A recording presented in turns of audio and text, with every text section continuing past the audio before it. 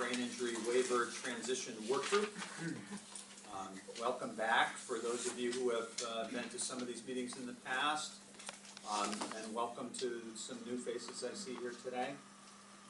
Today is the meeting that we promised that we're going to devote the discussion to the UAS-N.Y, and I'm pleased that we've got some guest speakers who are going to share some information with us.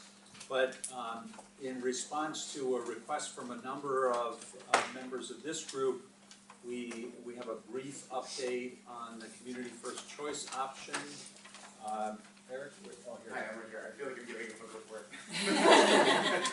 And I know I'm not the star of the show today, so I'm going to keep this very abbreviated. And I first wanted to thank very much my colleagues from the quality department of my pro and our folks from my pro UAS that I know made their time available today, and I know that that's the name of the game today. So I'll keep this brief, as I am not I'm not the main attraction. With regards to CFCO, we have had the first round of meetings with all the planned stakeholder work groups. We are in the process of setting up the steering committee work group that the sort of main points that are bubbling up from that will go to the steering committee. We have been meeting we've done a similar setup with the local districts, and we are meeting with them on a regular basis, sort of collecting their issues, which a lot of those overlap, and so what we're doing is a sort of side-by-side comparison. Some of the issues, obviously, for the districts are district specific, as you know, operationally they function separately, and so we're seeing where the overlap is and where we can sort of start combining them, because they, again, they're still kind of at this level, whereas this group has the opportunity to be at this level. After the steering committee meeting, which I believe is, I'm looking at my experts the experts who do the real work, is going to be next week, and then I will set up the second round of planned subgroup meetings, and we have a D&I council meeting I believe set up for the very beginning of June, and I'm pretty hopeful. I think that given the progress that we've made so far and the context and substance that's been happening, that after that second round of meetings, we're going to start integrating, folks from this side of the table with that side of the table, and I think that, once we get to that level, we're going to start soliciting, experts depending on what issues we're going to be attacking in those subgroups. I think that, we'll be able to do that by middle of summer. To backpedal to that a little bit, I should have started with this. As you all well know, in the budget, we did push out the integration of the NHTD TBI waiver recipients to 1/1/19, which I think is very helpful for you all, and I think that you're probably pleased with that, I hope. I know that's not what your intention was and your legislation is for, but I think we're getting there. So far, we've not heard any changes, or we've been directed to change the implementation of these services to managed care, which is still going to be 1/1/18, so it's a little bit more of a fire drill for the implementation of the services for the managed care community. But then, if that date sticks, it'll give us a full year to get that ironed out before we transition the waiver folks in, which I think is very good. I think that's really, really helpful. Also, just as a side note, regarding the UAS, there was a side letter that was part of the budget agreement where we have committed to work much more closely with the legislature, specifically representatives from the Assembly and the Senate, and groups from our quality team and our UAS team, and I think what we're going to, giving them the opportunity to have some breathing room as they finish up the legislative session. When that wraps up, we will meet internally to discuss how we want to operationalize this, and we will get a smaller group that will focus strictly on the UAS, which I know is a hot topic today, so I think a lot of what will happen today in the audit discussion will inform what we will be able to do starting after the session. Do you have time for maybe one? I have a couple of minutes, yes. Okay. I'm sorry, I didn't join the last meeting. Can you tell me what your subgroups are? There is a provider group, a clinical group, benefits, and PACE. UAS? PACE, sorry, thank you. Okay. What is PACE? Program of All-Inclusive Care for the Elderly? It's a type of managed long-term It's care. one of our products that sort of, it has different sort of specs, so it's sort of So mostly you're just operating internally, right? Right now, they're operating, the plans are operating because again, they're very, very far behind. They were asking for, and these discussions, and I think I mentioned this in the past, at this point they're much more concerned this stage with the operationalization of this. For example, because the waiver folks are going to be transitioning differently from the services going into managed care, we have to develop a whole different set of rates for auditing purposes. So it's things like that, like they need to figure out how are they going to put configure these rates into their systems, and they want to get that, these nuts and bolts things out of the way, and I think that once we get there, that's when we start integrating the substance piece, which is where we're going to involve everybody. You had said that there were some district-specific issues related to the plans and rates. Can you tell us what they were? They're not that dissimilar, and I think that when we're in the process of doing the side-by-side, the districts, mostly, it is mostly crossover, they're mostly considered about resources. Are the TBI and NHTB waiver providers in the provider group? Not yet. There's going to be. Who is in the provider group right now, or is that Right now, the new group? it's the plan subgroups are plan representatives and department representatives. Okay. That is when we start to integrate everybody. That's when we're going to solicit feedback for that. Okay. I think we go. Yeah. This is Tracy's heard this dog and pony show already. She's got to sit through it twice. Did you have anything else? Okay. And I apologize for timing. This is just once you sign a budget, you've got to start doing the work to implement it. But I would encourage everybody, I know that I solicit from our team feedback that we get from our BML, but I would really encourage folks as questions arise from this meeting or anything else to use that, and you can have staff that check that daily, so our resources out there to get these questions out ahead of time, so we really encourage you to do that. Okay? Thank you so much. Good to see you. Eric. Some familiar faces, some of whom are going to get very pointed phone calls from me. Thanks, everybody. Have a great time. All right, so hopefully we'll have a great time. Not one of those people getting one of those calls. To reiterate a couple of the announcements that Eric just made. First, there is a CFCO email address that folks can send questions on CFCO to. And do we know what that email address is? I think it's just cfco@health.ny.gov. Thank you, Francis. Yep. Okay. And we'll clarify that if anybody has a question later. So please do use that email address if you have CFCO related questions. As Eric said, that gets checked at least daily by staff who are working on these issues. The other announcement that Eric made, I want to just reiterate. As a result of the passage of the budget, the transition of NHTB and TBI waivers into the 1115 waiver or managed care products has been postponed to 1/1/19. What that means practically is the period of January 1st, 2019 through April 1st will be the transition period. January 1/19 will be when the 90-day letter goes out, informing participants that they will be transitioning to managed care, and then that starts the clock for that process over the next 90 days for folks to first initially choose a plan or then be assigned a plan if they don't make a choice. Okay. So without any further delay, I want to turn this over to Raina, and thank you all so much for spending your time with us today. We've been looking forward to your presentation. Good morning everybody. I think I've joined you in the past and talked about our ongoing work with the TBI audit. So I'm here today to say that project is now completed, and our partners, our external quality review agent, iPro, are here to talk about those results. iPro has been our partner on these type of projects for many years now. Just to give you a little bit of background, we did a similar type of review for managed long-term care probably about 5 years ago now, when we had the SAM assessment tool looking at the level of care. And they're also doing another study for us on MLTC for that assessment tool as well, which is already ongoing. So I'm going to turn it over to Tom Legalbo and Dr. Gina Alejandro from iPro, and they can take us through the presentation. I should probably mention that Dr. Patricia Gagliano was the clinical lead on the study. She's on the phone with one of the abstractors, and actually Sheila Spezia, who oversaw extraction. You may want to, just to make it easier, yeah. They're together, so if you want Patricia Gagliano.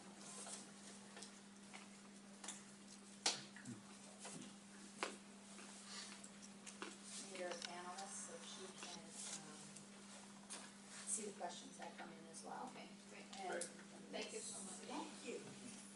All right, Patricia, I just have you unmuted. If you can speak, just say hello real quick so we know you're on the line. Okay, morning everyone. I'm here with Dr. Patricia Gagliano, who is Sheila Spezia.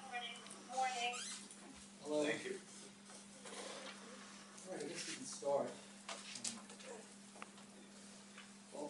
Yes, HYDRA conducted a validation of the UAS community assessment and functional supplement tools for a sample of the TBI waiver population in New York State. The eligible population consisted of approximately 360 members for whom a nursing facility level of care, NEFLAC score of 5 or greater is not evident from scoring. The audit sample is 96 records. We used 96 records across the 9 RRDCs in New York State. It amounted to anywhere between 10 to 12 records per RRDC. 96 records in total. There were 44 UAS elements under review. So we reviewed a total of 4,224 elements, 96 member records, 44 elements per record. The review elements that we looked at were in the domains that you see there: cognition, communication, vision, mood and behavior, functional status, continence, disease diagnosis, nutritional status, and then the functional supplement, disease diagnoses, health conditions, skin condition. For example, with the cognition, section B, we reviewed the cognitive skills for daily decision making, short-term memory, and procedural memory. Communication, vision, reviewed making self-understood, vision and hearing. On the report that we generated with our results, there are a number of tables. Tables 1 through 8 of the report lay out the complete list of the elements validated, all 44.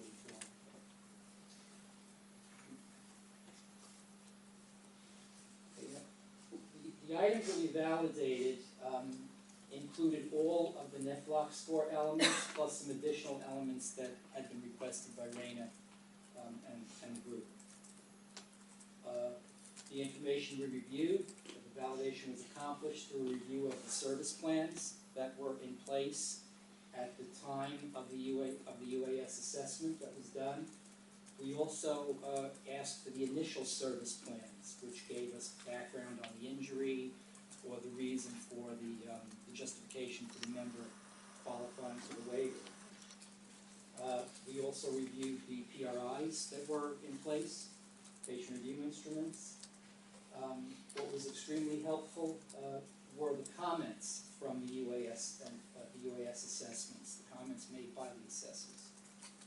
And we also reviewed home health agency documentation, if available. The documentation that we reviewed was the documentation in place from 6 months prior to the assessment period through the assessment date.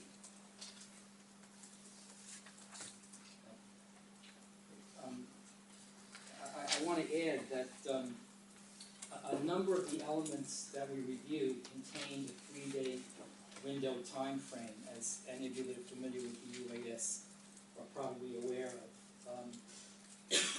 requiring that the behavior or activity had to have occurred within the 3-day period prior to and including the assessment date. For those elements, we very often found documentation in the record to either support or agree or disagree with the assessor, but we were unable to make firm decisions as the documentation was dated outside of the 3-day window. I just wanted to say, it was difficult because we were trying to validate a verbal, observational type of assessment of an individual looking at a record. So we did find supportive information, but the reviewer might not have documented that it was within the past 3 days, although they chose that. So that's why we did both things. So the rates for each of the elements reviewed were calculated in the following ways. We had a rate of those IPO reviewer responses where the reviewer agreed with the UAS assessor's rating, excluding those items with the insufficient evidence rating due to the 3-day window requirement.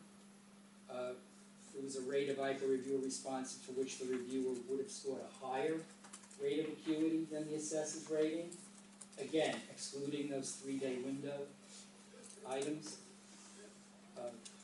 A rate of responses to which the reviewer would have scored a lower rate of acuity than the assessor's rating.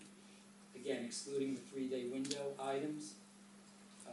We then came up with an overall rate of what these 3-day window items amounted to.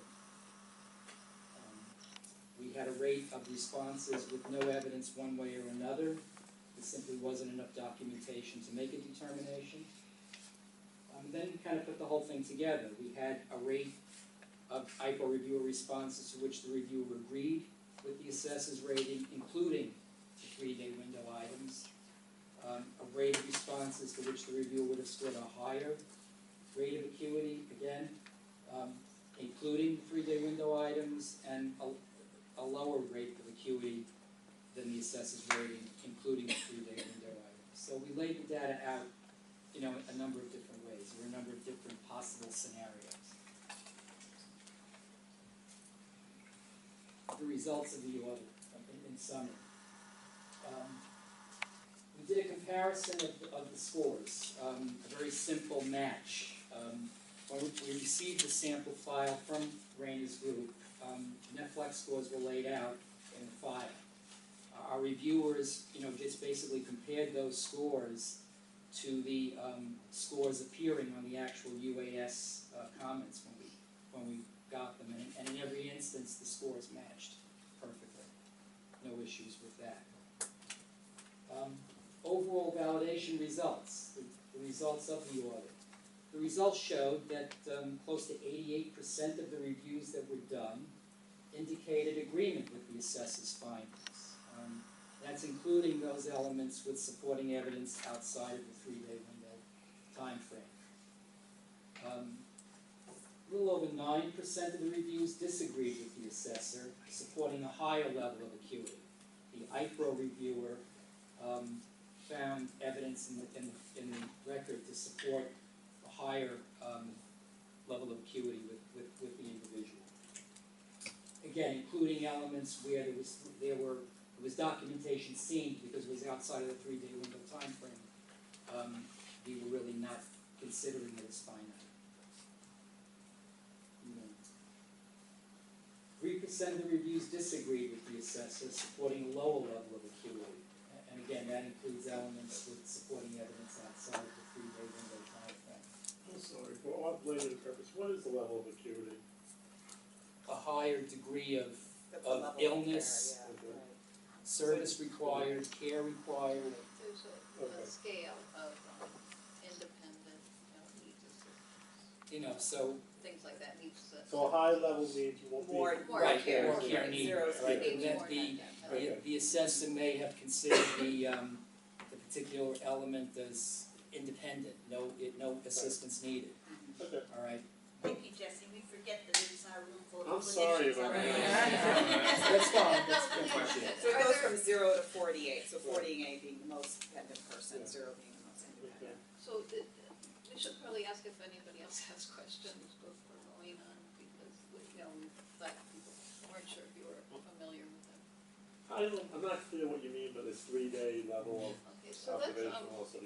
there were some activities of daily living and things like that where they were trying to look at, status, functional has an appointed time, so the reviewer on site would ask, in the past 3 days, have they been able to do certain activities of daily living?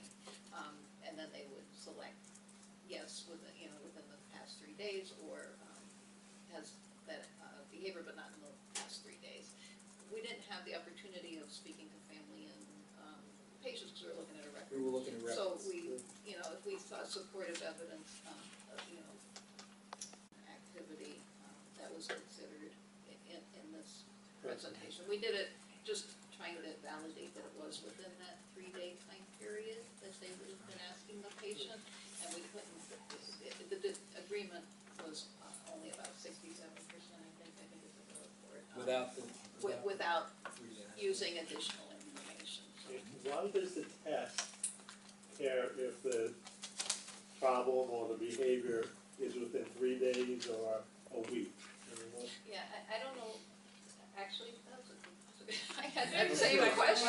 It comes up a lot. Yeah. That's the way the inter-I assessment is written. Yeah, that's how they So that's how they validated have it. validated their Yeah. instrument, and that's how they wanted that question. So we tried to change that, and that is not how they wanted it. So Yeah. it has to be within that time. So Right, how Jesse, they did for their example, validation That's their studies. testing, If- right. Yeah. if the patient is somebody who had a hip replacement and they've been through rehab and recovery, well, if you do a UAS when they're in rehab, their functional needs are gonna be at a pretty high level.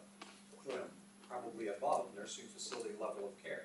But 3 months later, their functional needs might be much lower because they've recovered from that hip replacement and their rehab allows them to be much more independent. So having a limited window look back for that kind of patient makes sense.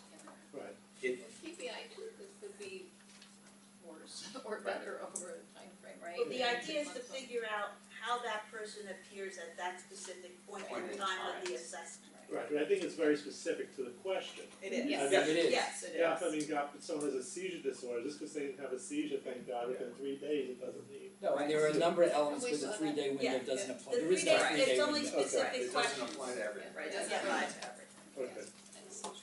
You'll you. see when we Thank go you. through, no, please, we want. But you're right, Jesse, I mean, the 3-day window does apply to, doesn't capture a lot of the behaviors that are episodic, but over a longer period than 3 days. So that's really why these guys were looking at this. Right. And the other thing is, while the person is getting the care and treatment, maybe the behavior doesn't display, but if you withdraw the treatment or the procedure or, okay, the service, then the behavior might present itself again.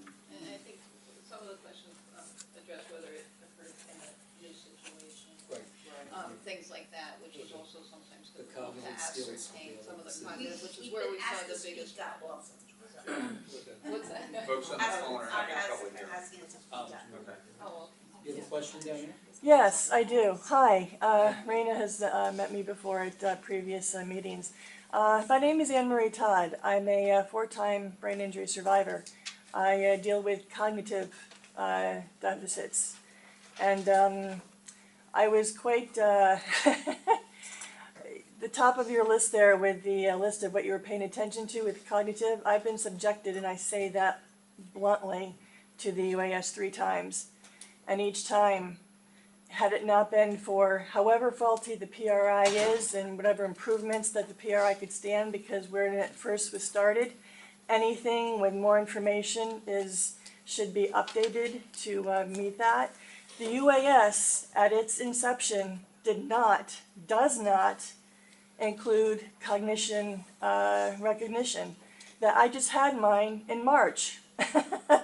And the nurse assessor, who is trained in recognizing TBI cognition, she jokingly said to me, well, the only 2 questions that they've added to this to attempt to recognize cognitions were laughable. They did not really relate to cognition. This 3-day window that you're talking about, because the first time I was subjected to this thing, I blew a Mount St. Helens gasket, because between word processing and short-term memory, which I have a severe case of, that, and I'm not, concentration absorption, really doesn't start until about the 11 o'clock Cinderella hour for me. Anne Marie, Yes. I'm sorry to interrupt you, but we've got a long presentation to get through. Do you have a question that you want to Well, ask? I'm wanting to, I guess I've long wondered whether, and Raina reminded me of the iPro people. I wonder, are they educated in Those are both? the iPro people, Anne Marie. Oh, you are the, okay. All right, see, that's, So don't say anything too bad about it. At least not till they leave the room. I'm a believer in honesty right up front, thank you. That I want to know if you were trained in both cognitive symptoms of TBI, and this 3-day window thing is bluntly is a joke, because with my short-term memory, whether I have my service coordinator with me or my ILST or someone else who knows me very well, that 3-day window, chop socks, if that's a word I just made up, anything of merit that happened prior to those 3 days. People with short-term memory aren't going to remember that. That's why it should be the whole year, or a documentation of the other professionals who know to be marking that, because I don't always have the time or the concentration to mark that down. So I just, at this juncture, that's what I wanted to. Yeah, no, thank you for that. I think that's why it was calculated both ways, outside of the 3-day window, because we did find, the reviewers found outside of that 3-day window evidence that there were issues ongoing, so we tried to account for that. And I think as we go through, you'll see that cognition was one of the main issues with which we disagreed based on other things we saw, so, and memory, short-term memory. When was that supposed to have been implemented? These are just the Right. findings now, These Anne are just the Marie. recommendations. We haven't so gotten there we yet. haven't gotten Yeah. yet. Well, What we did was just look at how the UAS assessor evaluated the patient, and then we went in and tried to validate what they found based on what was in the record. Well, So that's all we did, and that's what we're going to. well, here's quickly, if I can figure out how to say this concisely. The first time I took it, there wasn't any cognition symptoms. I was traumatized for the next several days after. I was physically shaking and scared out of my mind until my SC called me a few hours later to say, you're okay. And I had a blooming headache it was nasty. And so when something, especially when it deals with a person's cognition, their brain injury, it needs to be thoroughly comprehensive from the outset. Because there's people who have lost their services due to the fact that cognition wasn't recognized. And I'm thinking, why wasn't there an education out there to include that? Because quite a few lives were bungled, and mine was terrified. So it's I'm eager to hear what the rest of you have to say, but I needed to put that in there at this joint. Thank you. I just want to read the question that Jim Harlow put up there, if we can read that and see if that's something that's possible, or if NRI said no, with something you just said. Right, so in Intereyes testing, they originally years ago had a 7-day look back and then a 3-day, and they decided in their testing the 7 wasn't reliable, so they moved to a 3-day. So we do not in our contract have rights to change any of those look back windows with Intereyes, so that is part of the set instrument. So we can't change it to a week or to a month. Okay, for their actual instrument. Correct, If right, there it's a was like validated, add-on. tested instrument, and when they tested reliability, they found a 3-day was much more reliable.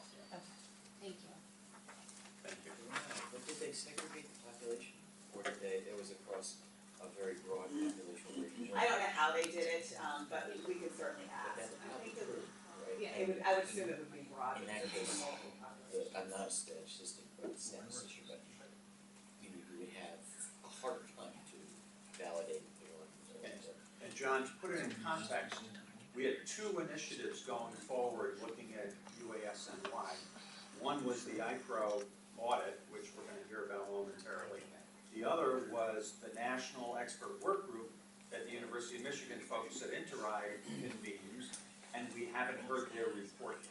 But they've looked at cognition as part of the community health assessment in Intereye, and are developing a report which we anticipate soon.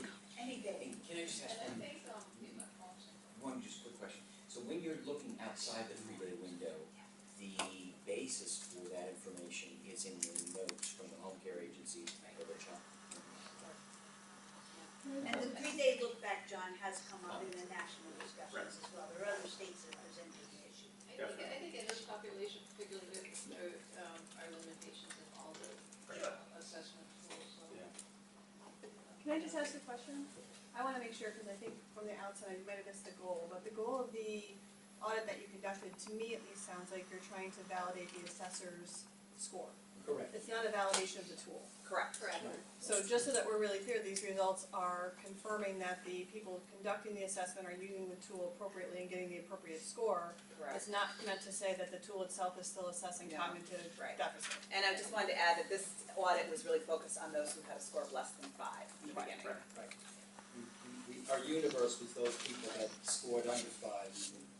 And so the assessment for the audit is showing that the assessors are using the tool appropriately 88% of the time, and maybe not for a certain percentage of people, which is probably, I don't know, you guys will probably get to the rest of the results of whether that's Right. consistent with sort of what you would expect, but again, I just wanna not misrepresent sort of what the audit was doing, That's right. because it's not validating the tool still, which maybe the Correct. national, Yeah, we're parallel. It was to determine if we were in agreement with the assessors.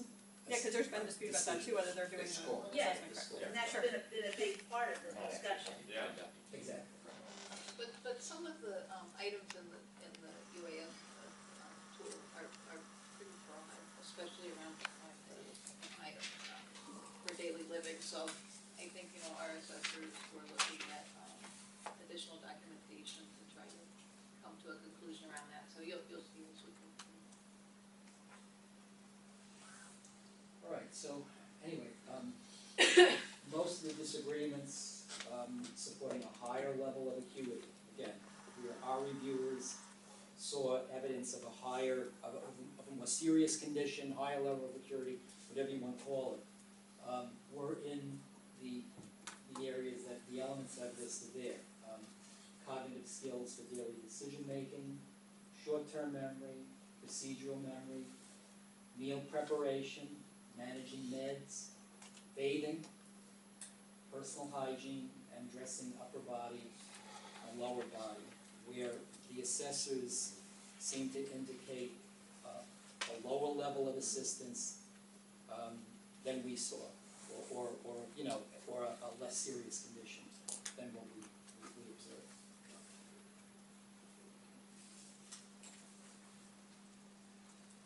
So we basically looked at all of the elements and ran a significance testing on any element where there was any level of disagreement, including all of the 3-day window, including everything. And we came up with the following areas where there were significant differences, where the differences we saw were significant.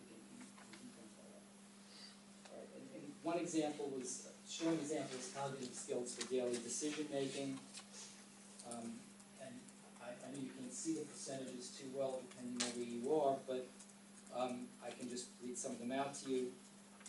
The UAS assessor, the person who did the original assessment, found 13.5% of the review decisions to be considered independent. The person was totally independent without any cognitive inhibitions whatsoever.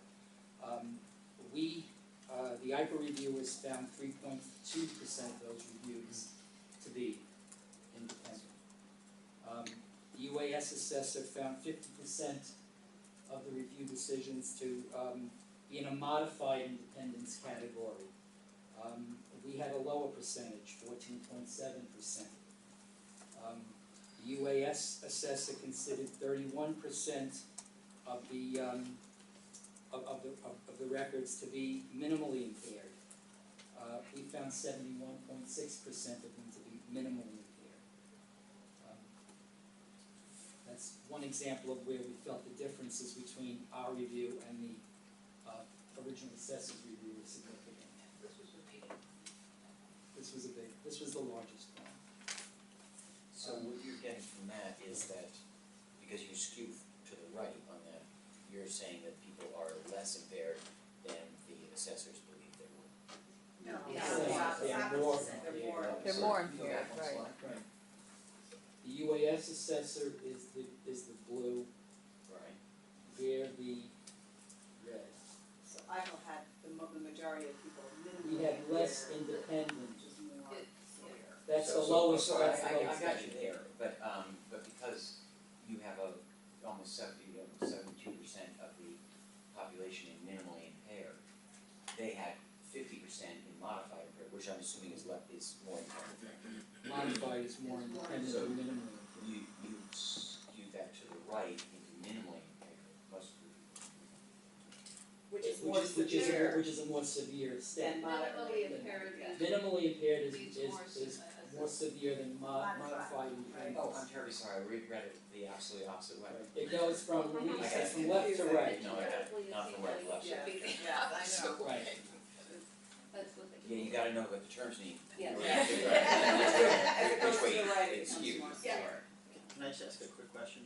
In terms of the people, the assessors who were providing the assessment, was did anybody look at who the actual assessors were?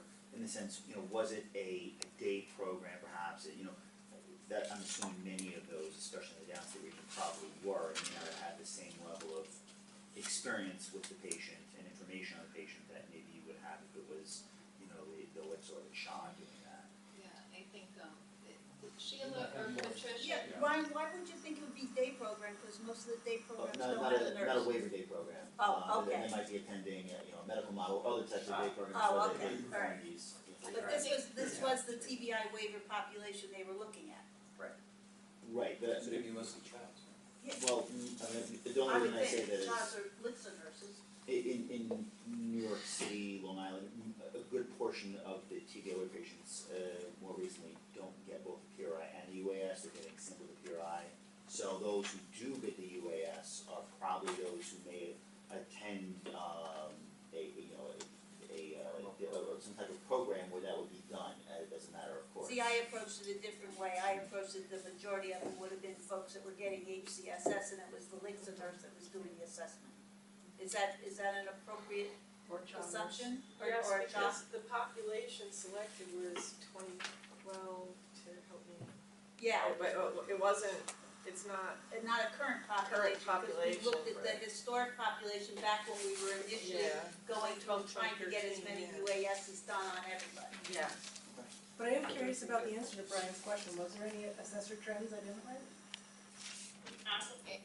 It's our understanding is that, this is Sheila from IPRO, was done by home care agency, nurses coming from the home care agency. Oh, okay.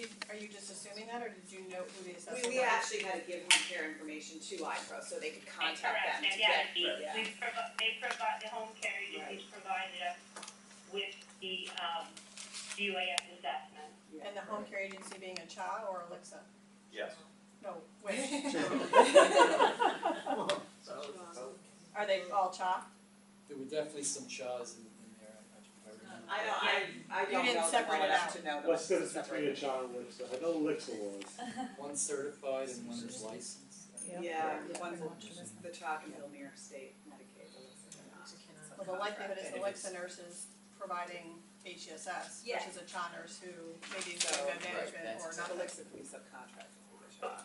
This is Dr. Gagliano from IPRO. So when we requested the UAS assessment from the RRDCs, we were basically told that it was home care agencies that had the UAS assessment. So we had to get the assessments from the home care agencies. And when we looked in the records, it appeared to be the nurse assessors from those agencies doing the vast majority of the assessment. Out of the 360 that you took for the sample, did all of them have the UAS assessment? Yes. They all did? Well, I believe so. Yeah, that's how we would have identified. They had to have. Right, because they had a less than They had to five. have, Yeah. Right, because They the validated UAS the scores score. were all, the Yes, NEFLOC right. scores were all under 5. I have a question about the setting of administering the UAS. Okay? Typically, are Did the nurses go just in and try to talk with patients, were there family members there? Did a lot of the, you know, in the case of the lower level clients who had language issues or something like that, where did the information come from? The aides in the house or? So part of the assessment protocol is to include as many people as possible. So you want to do the assessment when family members are present. And if somebody does need an interpreter, that is required that an interpreter be provided. And you want to bring in as much supporting documentation as you can. So that is how we encourage all assessments to occur. You actually do not want it to happen if you know it's a person who has cognitive issues and to assess them alone, because you may not get the full picture. So we encourage to have as many resources present as possible. Okay, just as a feedback though, in my situation with my sister, okay, I have never been at one of her PRIs, never knew when it was happening, okay, or the UAS, okay. This is something that the service coordinator basically called in a nurse from what I call one of the agencies, and luckily we haven't had any problems, but I don't see that happening where family members know when the assessment's happening. So Wendy, when you've gone out to do them, have there usually been, because I know at one point in time we requested that as many service coordinators I as always have possible be present. somebody, at least one person that knows the person well. If it's a family member, the service coordinator, ILST, somebody has to be present to verify the information I'm getting that knows that person well. Almost always there's a family member plus service coordinator, ILST, somebody, so. Because that's the only way to get the best picture. Yes, we do. You do know? Yeah, our daughter has a TBI, she has cognitive impairments, communication deficits, aphasia, and we've always been notified well in advance of when the assessment is going to take place. And so my husband and I are both there to interpret for her because she doesn't understand and can't express herself as well. And also the service coordinator, when she's available, will also be there too. Yeah. I'm glad to hear that. But I've heard from people, it depends on where you are, I think, really, like how, it's sometimes really difficult to get a nurse Well, scheduled. sometimes too, it's a matter of timing too, because people are rushing out to get these done before they expire. And there's not always enough time to set up the appointment properly, so we're aware of that problem. The MLTC's doing it. Yeah, well, but our waiver folks wouldn't be in the MLTC Sometimes we population. have them from the Yeah. And I would even go as far as to say, okay, it's not just good enough, okay, to have the service coordinator or ILST person there. I think the family members should be contacted. If they decline coming, it's one thing, but they should definitely be given an opportunity to be there. And your staff, your HCSS staff is invaluable too when you're doing a UAS. Well, sometimes they won't think. If it's a regular one. You're right, yeah. So I have a question, given that discussion, and given that you said that you did not have the opportunity to speak to family, you were only looking at the records, is it possible that these numbers would be even a little bit higher than what they are as far as the differences, if that other step had been taken? Right, so I think you're making the assessment present. Which is what we just said. Right, does and happen that's hard all the for us to time. measure, Right. unless we have done an assessment without a family member and then with. So that's not really what we're trying to do here. Unless some of those indications were present in the case notes, then they could have incorporated it. That's just hard to. But Randy, you did know too that you looked at a lot of the information in the initial service plan, which had a lot of the historic information about what helped that person become eligible for waiver services. So the background information that you were looking at was pretty extensive in terms of the historical information about the person's injury and how it is that they got to the waiver. And we had that on every record we reviewed.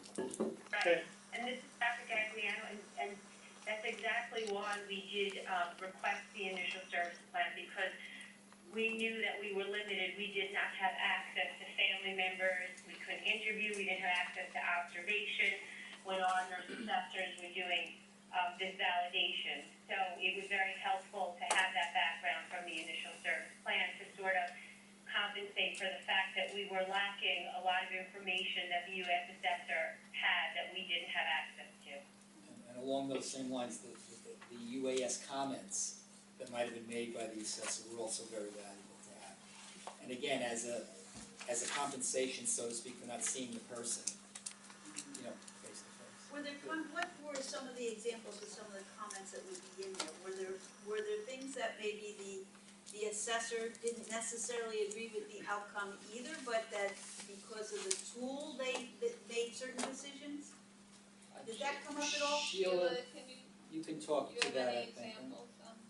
I'd say it would just help us validate, it would give us more information about why they selected the particular rating they did. Also, I would say, for the most part, this is the only place where we had any indication whether or not a family member or someone else was present at the time of the assessment to be in the comment. So there might have been a comment that, spouse was interviewed and, stated X, Y, and Z. Sometimes it would say patient reported this. Other times it would just be a comment that went to a little bit more detail about continence, incontinence, or something. So the comments were actually very helpful because it allowed us to understand a little bit more the rationale of why the UAS assessor chose what they chose, or even just give us a better picture of the patient. Right, and for some of the items you see, there's an assessment of their capacity as well as functioning level, and so a comment that the patient could make their own meals, but the wife does it for them anyway. So it gave us a sense of why maybe they picked a different rating for function than capacity. Things like that. That's a good point. I guess getting back to my point, why we're all here to make things better. In the future, is there a way to ensure that a family member is given the opportunity to be at these testings? Absolutely. Okay? So, That's something we would handle on the procedural side. right, exactly, And but the- that's what I'm saying, that we should do it. It's great that some people have that opportunity, but I think everybody should be, ensure that the family member knows it's happening and they have an option to be there or not. Okay. Thanks. Okay, if you look at the next slide, another area where there's significant differences in the memory area, procedural memory. The UAS assessor, felt memory was okay, yes, memory okay in 49% of the cases of the sample. We saw memory okay in approximately 20% of the sample. Memory problem was seen in 51% of the cases by the UAS assessor. We saw it in a significantly higher number of cases. Short-term memory, a kind of a similar thing. The UAS assessor saw 33% of the cases with memory being okay. We saw 4.3% memory okay, and a memory problem in 96% of the reviews versus 67% of the reviews by the UAS assessor. I don't know that we have to necessarily go through, each of these, but these are the areas where we saw the significant differences between the review levels. And we are gonna post this on the website, so it'll be available. Wandering, verbal abuse, physical abuse, resist care, meal preparation. You might want to stop at that one for a second. The UAS assessor felt that 49% of the members were independent in meal prep. We saw a little bit of a lower percentage, 37%, based on the review of the record. Okay. Another question, please. Going over this, do you have any conclusions why in some cases, your findings were different than the assessors? We're gonna get to conclusions at the end. Okay, Jen? sorry about that. But the question came in online, would these results cause us to conclude that the tool has trouble highlighting early or minimal impairment? Can we hold that one to the end as well? I That's think what we're gonna hold that we'll one to. see, Okay. in the conclusion. Thank you. Can I ask a question about the result? Just so that I understand the significance difference, are you saying that the Speak up, significance, please, Jen. are you stating that the significance of the difference of the assessor versus what your evaluators had was enough to trigger a different level of care score?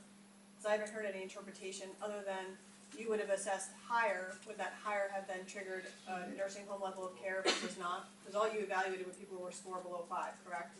Right. So was this evaluation then triggering, saying for the roughly 10% of those people, they then would score at 5 or higher? We can't say that for sure. Okay. So it was just a difference, It was just- not necessarily a score, level of care score difference? We didn't recalculate. We didn't put it back together, but, we just looked to see if it went higher or lower, that's all, of that. Of what went higher? Their level of care, so they were either at a 0, 1, 2, 3, or 4 to be in this population, so we just went to see if that number went up or if it went down. We didn't add it to their original score and see if it went up. Is it possible to do that? I We mean, could that's look at kind of that, the yeah, point we could of look at seeing, that. because this seems to support the concern that, given just the tool and the assessor, people aren't being evaluated accurately. So there's a need for something, which I know is going to come in recommendations, and, but to know that number would be very helpful to Right, to see what changed. proportions, we can look at that.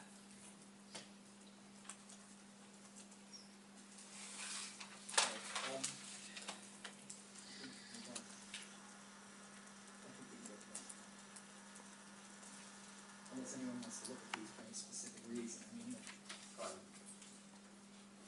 Okay, so, I mean, of all the areas where we saw significant differences, all of the elements were included in the NEFLAC score, except for the meal prep, the personal hygiene, walking, and balance.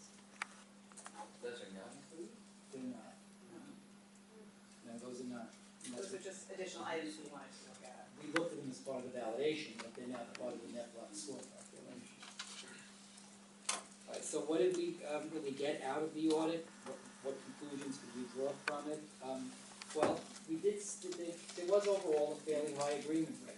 I mean, in nearly 88% of the elements reviewed, we agreed with the UAS assessing.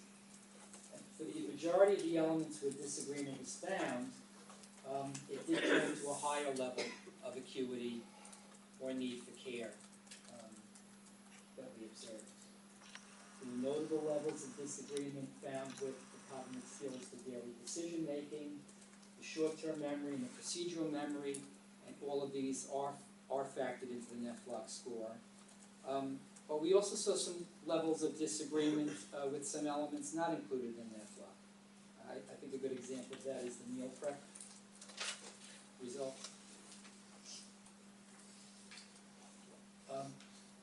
In reviewing the records, I mean, there were some elements that are not factored into the NEFLAC score. They weren't even part of the validation, but the reviewers did notice through many of the records challenges with paying bills, shopping, and again, these are IADL items where the records seem to indicate significant assistance needed. And we, had that as an obligation that came out of this, even though we were not validating paying bills or shopping per se as part of the audit.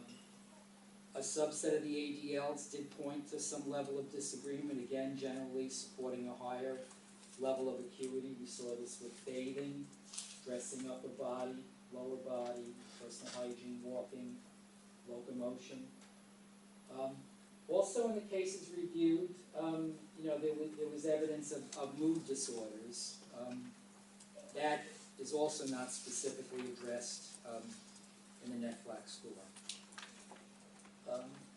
There was one item that we did validate related to balance. It was the going from a sitting to a standing position. And that is part of the NEFLAC score. But there were other balance issues that we observed in looking at in the reviews. Unsteadiness while walking was a prevalent observation. We saw vertigo as well. In a number of records, we saw a history of substance abuse. Not necessarily an active problem, but some history pointing to that. We wanted to point that out as well. So overall, what would we recommend based on our findings? God bless. We do feel that before assessments are made, the staff conducting the assessment should have as much of the case history available as possible, to utilize where appropriate as part of the assessment. And I think this is really the most important recommendation coming out of this is, you know, where the score does not in itself result in an eligibility determination, you know, we do feel that the assessment, you know, would be enhanced by the addition of a subsequent clinical assessment that would focus on some of these things that we did see. You know, the cognitive and functional deficits, that would address some of those IADL challenges, those issues such as meal prep, paying bills, you know, shopping, managing meds, mood disorders, and some of the balance issues that we observed. All of this could, you know, be evaluated in a in kind of a separate clinical assessment if the NEFLAC score does not calculate to that 5 level or more that is necessary. We certainly feel that with the TBI waiver population, it would be warranted. We don't think it's a bad idea to review the member's record for history of substance abuse as part of the assessment. With that type of history, there could be some potential for mood disorder development and some other disturbances. I don't know if anyone on the line, Patricia or Sheila or Jean, if you want to speak more to that. No, Tom, I think that you presented it correctly. In some of the literature we just had seen that a history of substance abuse has to correlate with subsequent mood disorder development or exacerbation down the line. So we did observe quite a high number of TBI patients with a history of substance abuse. So we really just wanted to point it out because it was an observation that was made across the board by our extractor. Let me ask the RDCs this question because I know we don't traditionally put a lot of information about the person's historical substance abuse issues necessarily, because I know in terms of the service plan, if the person doesn't want to talk about it, we check off that they don't want to talk about it. But there's generally not a lot of the history regarding the person's substance abuse really in the file, is there? Well, in the records that we received, either in, well, especially related, this is Sheila from Micro, to the initial injury, a lot of back to the substance initial service plan. okay. Actually, in the cause of the initial injury, is not immediately after the injury. So that's kind of where we were coming from, and just wanted it to be known that we were seeing this in the record, and really out of concern of the member being at risk for potential relapse or possibly having some other emotional issues arising.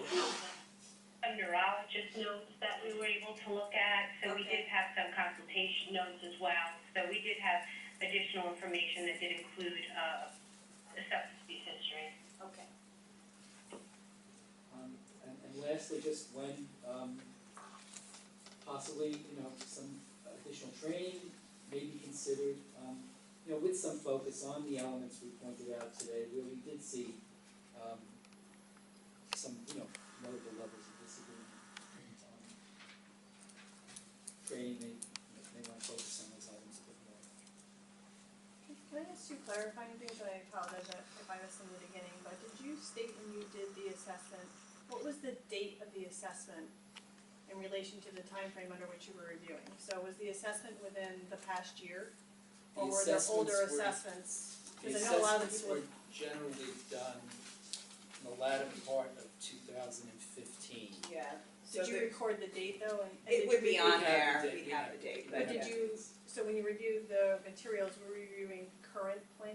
So So they would have 2016 and historical as 17? well, you would have all of that. I know, but were you reviewing it in the context of 16 data on a 15 evaluation? No. Or a 14 evaluation? No. So it was only what was for 15 for 15? Exactly. Or prior. Or 6 prior, months prior to. But till the nothing assessment current date. about the assessment. So if there was Right. more current data, Right. that, No, it wouldn't be. When did we put in the, Sarah, when did we put in the additional training for the assessor? It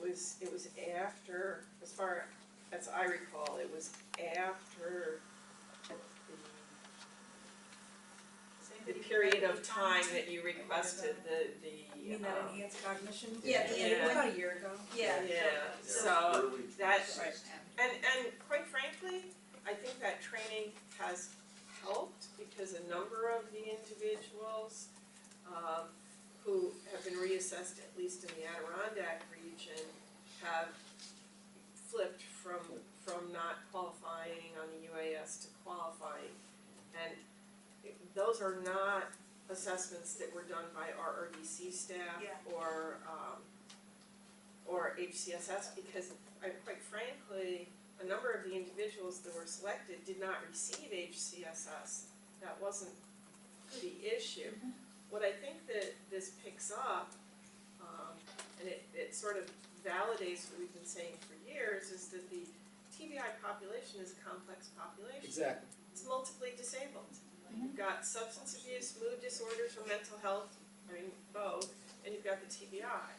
And the combination of those at any given point in time require, varying levels of support from the staff that's being provided.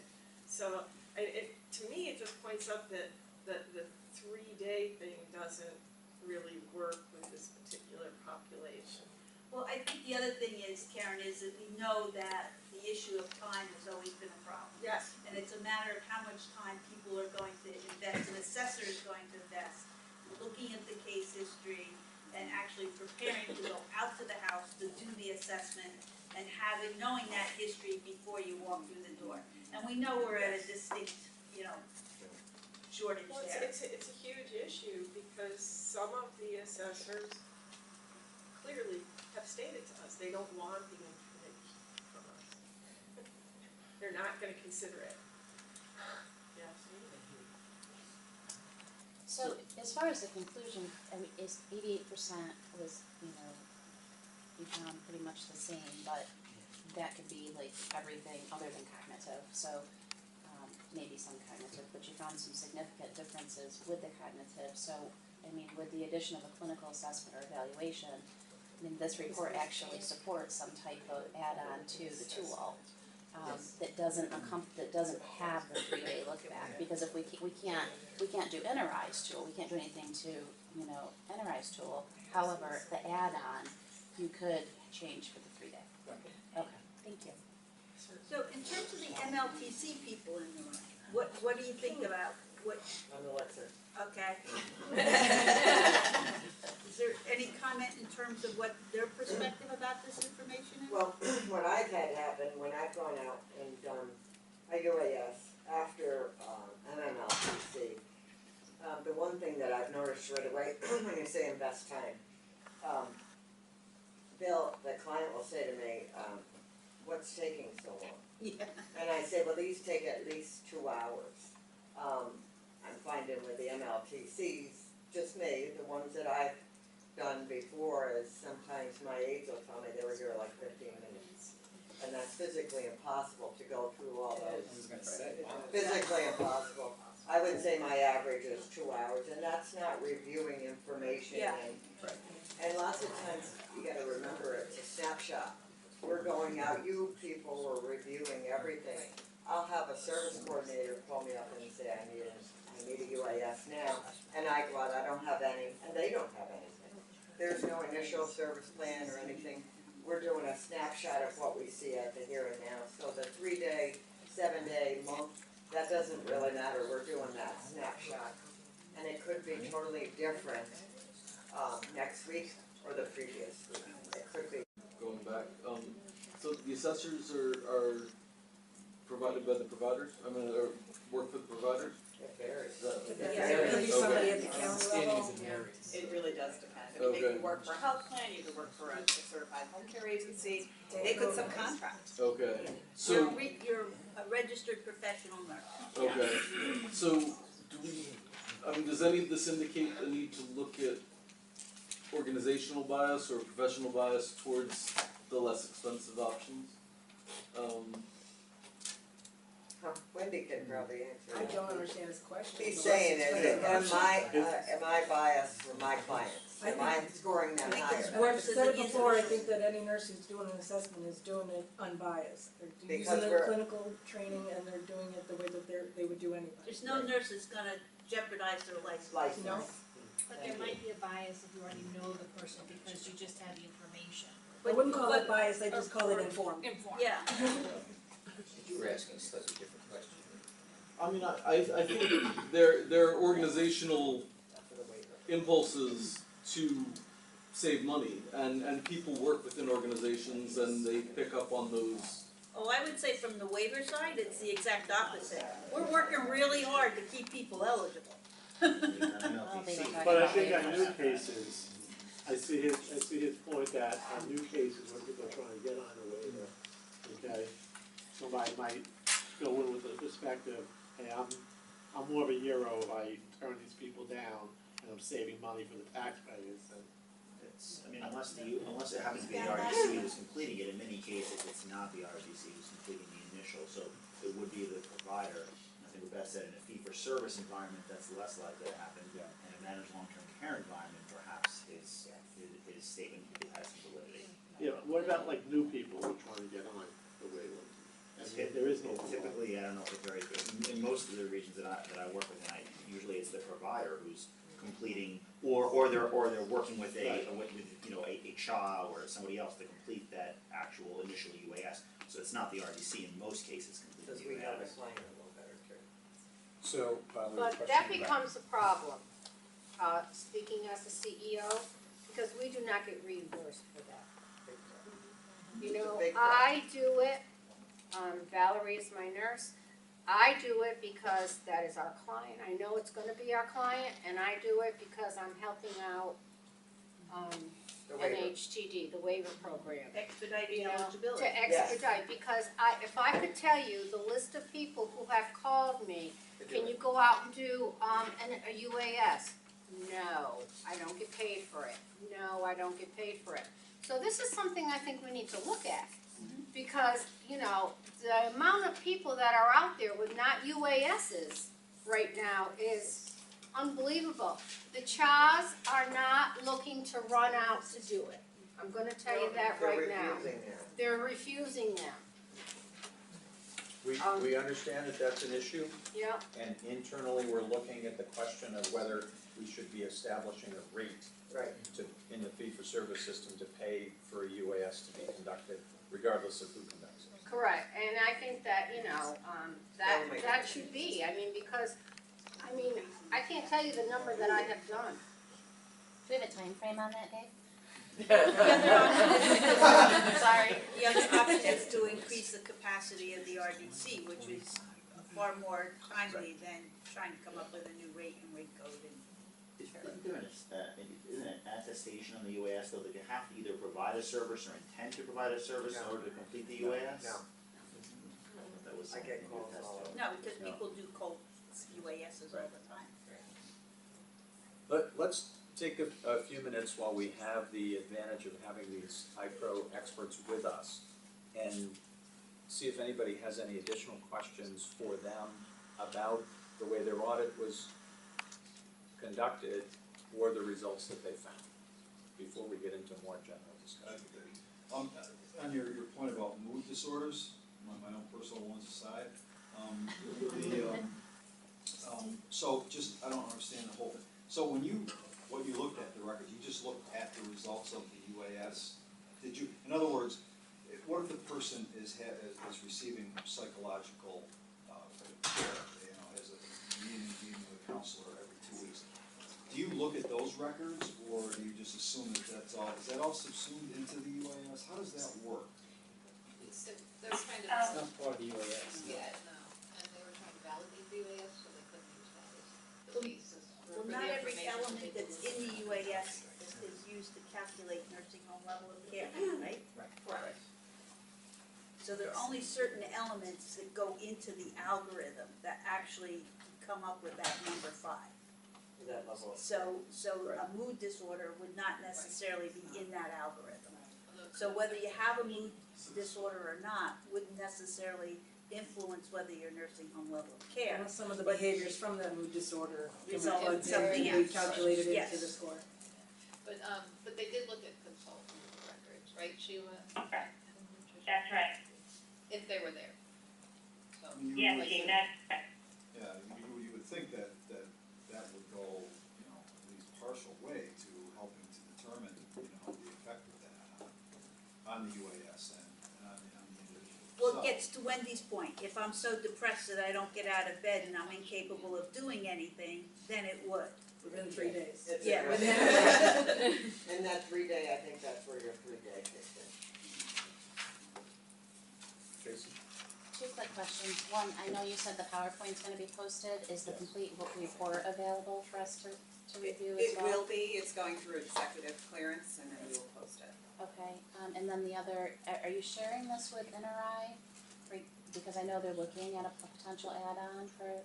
We can, we're still waiting on their report, but we absolutely can share with them, yeah. Okay. Okay, I like to put things into pieces so the puzzles fit together. Everything. So again, first of all, I found this is very interesting, the scientific way of looking at things, because we've been discussing this in several meetings, it's not good, so finally we have some scientific data. And I'm actually happy because I think the differences and discrepancies is a pretty low number.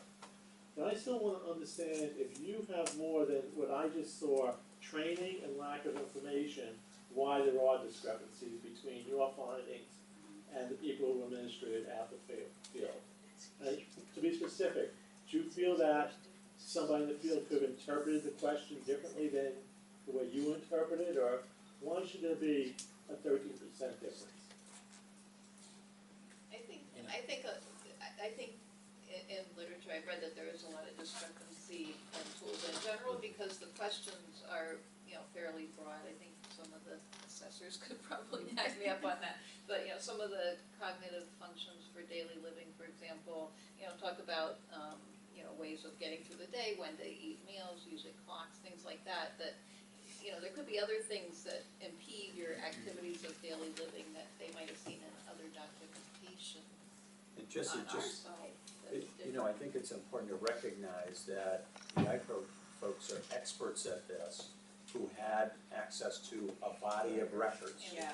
Okay, and what we're hearing is, sometimes the assessor is, going out and visiting the patient that day and talking to the people who happen to be there, and that's the UAS. Well, that's a much less complete picture than they have. And Jesse, I equate it to, that's why when I get my blood results and talk to my primary care physician, I may then go see my neurologist or my, endocrinologist to further interpret those findings. I mean, there's always, differences of opinion regarding what an assessment may reveal. Right. But we did have all this additional information. And you know where I'm going with this. How can we reduce that discrepancy rate, okay? Yes. One thing is, okay, if it is a problem that the assessors don't have the information, what can we do to make sure they do have the information before that UAS is actually submitted? And Well, I can answer 2 of those questions. One, like they said, was training as an assessor. And Wendy will assure you I that. agree with the recommendation for additional training. Additional To kind of give a little training. bit more, training for the nuances between, supervision and modified supervision or modified independence, whatever. Where are those small nuances? Right. So that when a person goes out to assess a person, they know exactly what score to choose, rather than kind of saying, should it be this one or should it be this one? So having more concrete training on those nuances, I think, would be really helpful as well. And at one point in time, we actually talked about, when we first started implementing, we talked about almost doing a pre-form that we would complete, that would sort of to give to the assessor, that would sort of highlight some of the background information of the person, so that they're not going through the tons of paper that, that the nurses are going through, but that maybe the RDC or the service coordinator in conjunction with the RDC is giving a summary of the individual, which would get presented at the time that they go out to do the UAS. Saying, here are things that I've observed. I mean, it's something that we could even think about attaching to the service plan, that as part of the interdisciplinary team, here are the common elements that the team notice that may influence the findings of the UAS. And while that's very helpful, we still have to go in acting like we know nothing about the person so that we can get an accurate. Right. We're doing a snapshot again, and You need a snapshot. Yeah, Vicky, you. I think that's why we didn't do it, Wendy, quite frankly. Yeah, we didn't wanna be accused of influencing the Right. outcome. So my question is, this has shown some of the issues that we've pointed out that we thought would be a problem with the TBI population. With the larger population that's in managed care and is getting the UAS now, is there a plan to do a similar audit? And would you recommend? It's ongoing right now. Okay. Yeah. Doing the same audit. Yeah, same Okay. But can I just say, just unless I'm misinterpreting, we're talking about less than 10% discrepancy. Pretty And good. so that 90% of the people are doing an accurate assessment, and we just determined that most of the things that you assessed were prior to the training that came out, so it may be a little bit different now. I don't wanna focus sort of on, yes, we need to do a little more training, but it's really not identifying a discrepancy. The tool is the tool, and assessors are sort of using it correctly. I think we're saying the tool is not accurate, so we're talking about doing more training, but that's not addressing the fundamental problem of the tool not accurately capturing, so no matter who you have using that assessment, it's still not really capturing that population. I think that's a very good point, and the 88% was considering other information outside the 3-day window, just to remember, because we couldn't ask it, so I think the agreement, you know, I forgot to ask you, what was pretty the good. number without the inclusion? 60, that's an important number to actually focus on. Without the inclusion of the additional documentation, it's down to 60. 67, the agreement. But that was, it's kind of a false number because they probably were verbally asking about the Yeah. past 3 days of election, so they might not have written it out. Could be. 65.8. But you see what I mean? Yeah, It's one thing, because you've said, oh, it's nearly 90%. If you include all this other, you know, information from the universe, but if you say, oh no, we're just working this solar system, boom, you can't get it much. But they had information expansion, we did, so. One of the issues, and I'm not really sure how to address this, but one of the issues we see in our region is whoever does the first UAS, that tends to be what's followed by the next people who do the UAS. So the first UAS that goes in, and we have agencies in our region who will not do the initial UAS. They will only go in and do it if it's a second or third or whatever, a subsequent UAS. Because those are the assessments that they Because get they're done not in getting 15 paid. minutes. But they're not being paid for it, that's why. I understand that, but the key, I think, is if the initial assessor actually got the appropriate information, or somehow that information could be uploaded to the UAS system.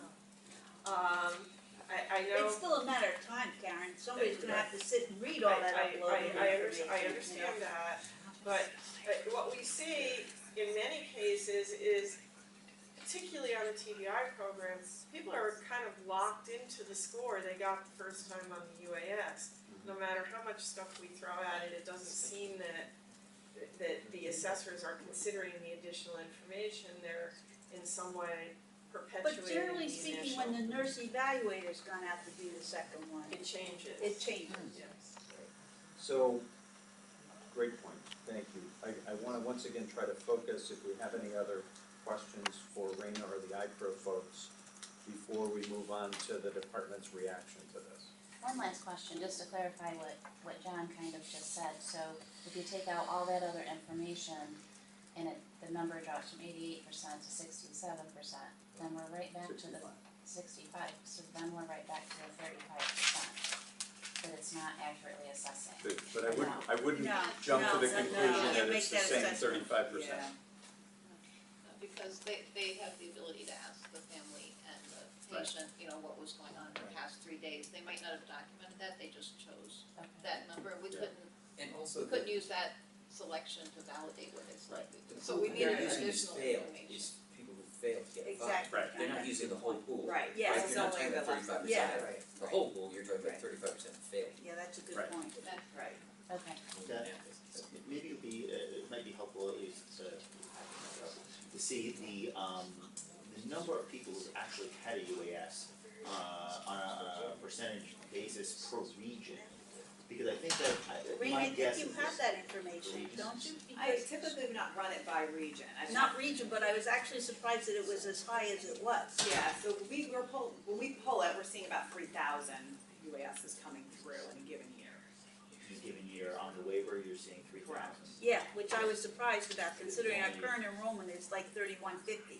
Yeah, so that seems. So it's gonna always be a little higher than your enrollment because people coming in and out, so people, I'm maybe counting a person who's out of the program. I guess, That's well, really because it can, you know, my agency service a lot of people I know in the downstate region, particularly Long Island, New York City. I don't know that most of them, have a UAS who are TBI participants. And that, you know, so New York City, and I know that in the capital region, we also service other people, they usually are, or frequently are getting a UAS. So potentially, you know, you have a large number of people that may have either passed or not passed the, you know, the level of care score in, you know, in the downstate regions.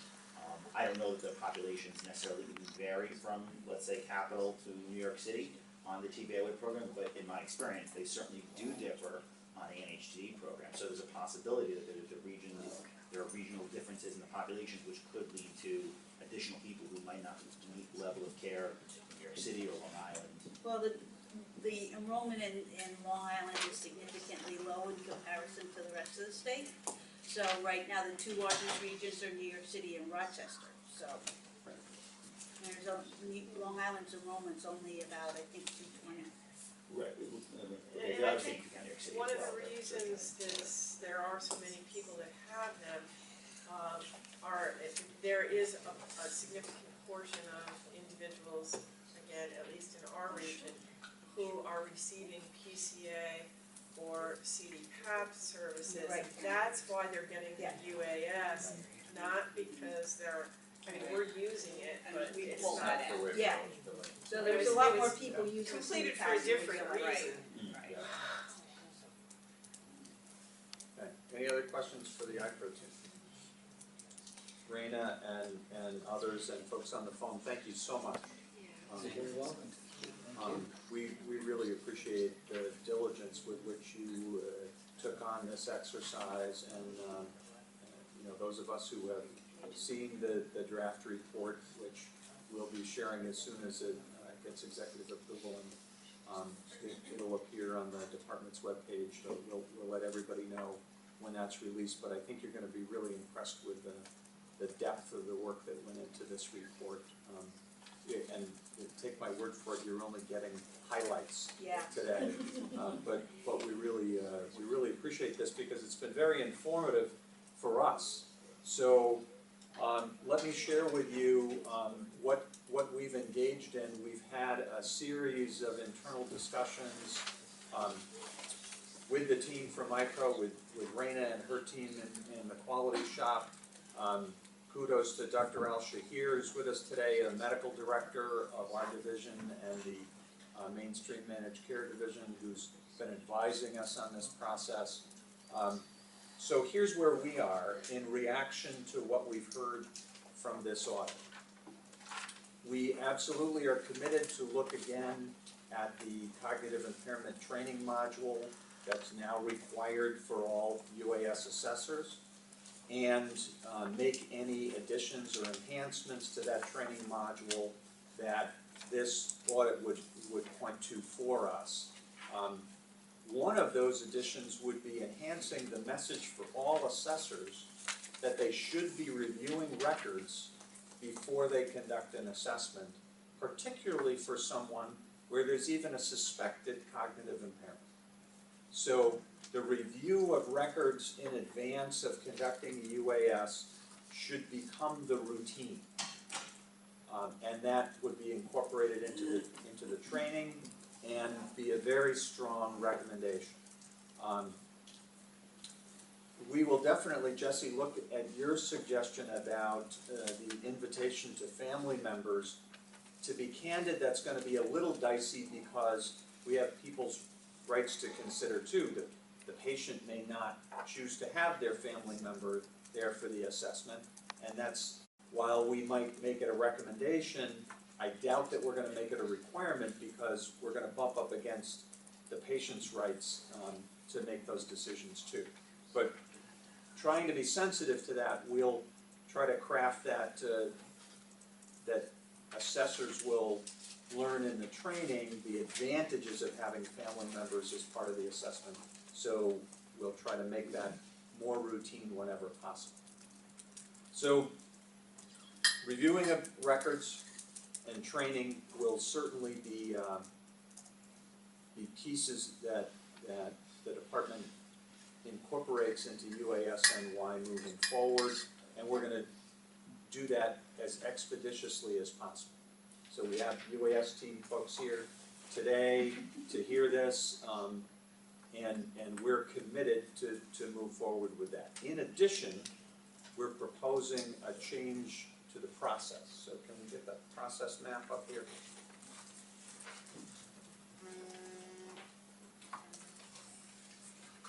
So, and I apologize, no, here we go. So, this process map will also be on the webpage, on the MRT 90 webpage where all the other materials are. So let me kind of walk you through this just very briefly, because I understand that nobody can probably read it right. No. It's too small. So if a person is Medicaid eligible and intake is completed and the service coordinator is selected, a UAS-N.Y must be completed by a UAS-N.Y approved assessor. Okay? So people get it after the training is changed, with the additional enhancements about reviewing prior records, etc. UAS is conducted, and a person scores under 5. Okay? So if they if the score is under 5, the person, you know what, this is going to be too confusing for folks because you can't read it. Suffice it to say, we'll put the map up, but here's what the map says. If a person scores under 5, they get a second UAS. Whenever possible, they get a second UAS by a nurse who's employed by the RRDC. So it's someone who, by definition, has expertise and will have access to records. So we're answering some of the concerns that we've heard from the audit. So that second UAS should capture most of that population of people who would be eligible for the waiver, but weren't found eligible with the first UAS. Okay? So we have UAS number 1. Most people are going to be found eligible. UAS number 2, most of the remaining population are going to be found eligible. Okay? For those people who score less than 5 on the second UAS, we're taking the advice of the IPRO folks and recommending that those folks get a clinical assessment by a specialist. Okay. A neurologist, a physiatrist, a neuropsychologist would conduct an assessment, and using a set of criteria, which I don't have in front of me, but using a set of criteria that looks very much like a combination of the current eligibility criteria for the TBI waiver and the DSM-5 criteria for a TBI or ABI, the clinician would, on a form supplied by the department, which we haven't developed yet, indicate that the person meets the nursing facility level of care in spite of their score of less than 5 on 2 UASs. Based on that eligibility criteria for the TBI waiver or the DSM-5 diagnostic criteria. Okay? So I said that really fast. Let me see if anybody has any questions on that process. Dr. Cal, are you agreeing with us? Did we get it right? Oh, yeah. Pretty much a summary. Yeah, that was accurate. Good. Yeah. I'll pass on mine until we'll see if people have questions on the process. I have questions on the process.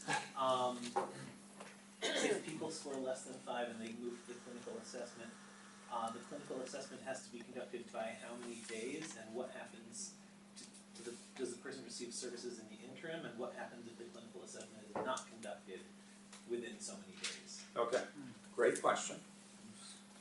So, this process is anticipated for people who are new to the system. So there are no current services happening for those people yet. They don't have a service plan, okay? So, nothing, in answer to that part of the question. In terms of how many days, we actually haven't looked at that. That's a good question, we should look at that. Yeah, because we have to figure out how long it's gonna take to get the arrangements for that assessment. Getting an appointment with a specialist isn't always something that can, happen in 2 weeks. So there are going to be exigencies that we need to consider with timing, but your question is a good one. Timing is something we need to think about. Thank you. Sure. On the topic of specialists, I just want to clarify, I know you mentioned a neuropsych, which I'm sure you're not limiting it to that because no one will ever be seen. But are you expanding the scope? How are you identifying who's qualified to do the assessment?